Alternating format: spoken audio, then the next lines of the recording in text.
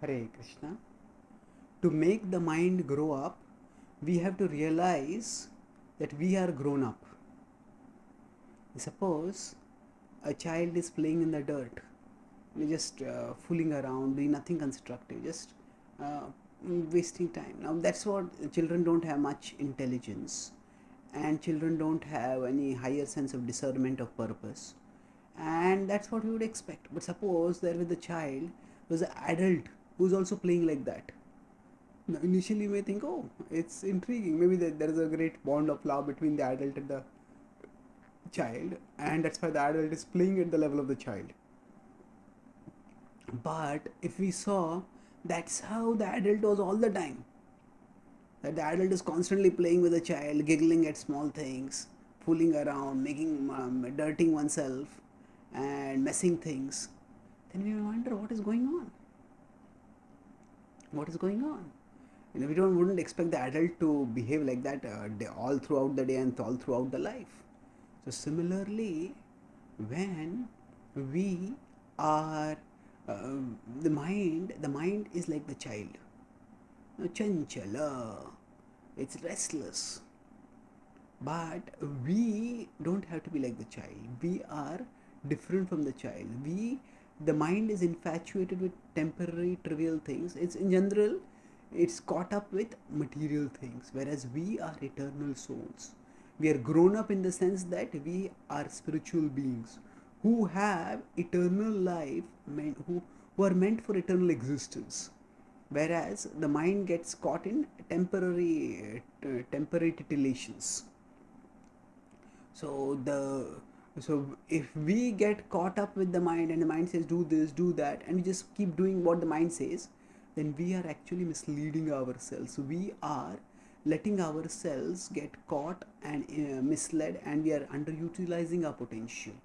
To avoid such a thing from happening, we need to recognize that the mind and we are different, that we are different from our mind. And by studying the Bhagavad Gita, by understanding its philosophy, and by practicing yoga, especially Bhakti Yoga, we can get intellectual and experiential understanding of our spiritual essence, of our spiritual identity. And once we get this understanding, then we can distance ourselves from the mind. We can recognize that the mind is different from me, and I don't have to give in to the mind. मनसैवेन्द्रियग्रामं विनियम्य समन्ततः सनिश्चयेन योक्तव्यो योगो निर्विण्णचेतसा संकल्पप्रभवान् कामां त्यक्त्वा सर्वान् शेषता मनसैवेन्द्रियग्रामं विनियम्य समन्ततः.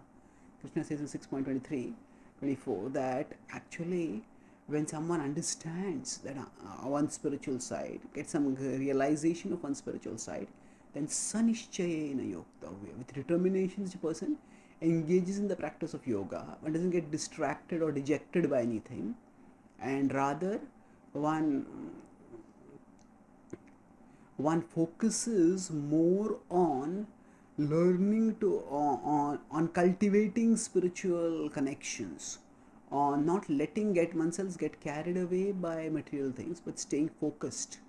And in that way, we can avoid getting carried away by the mind.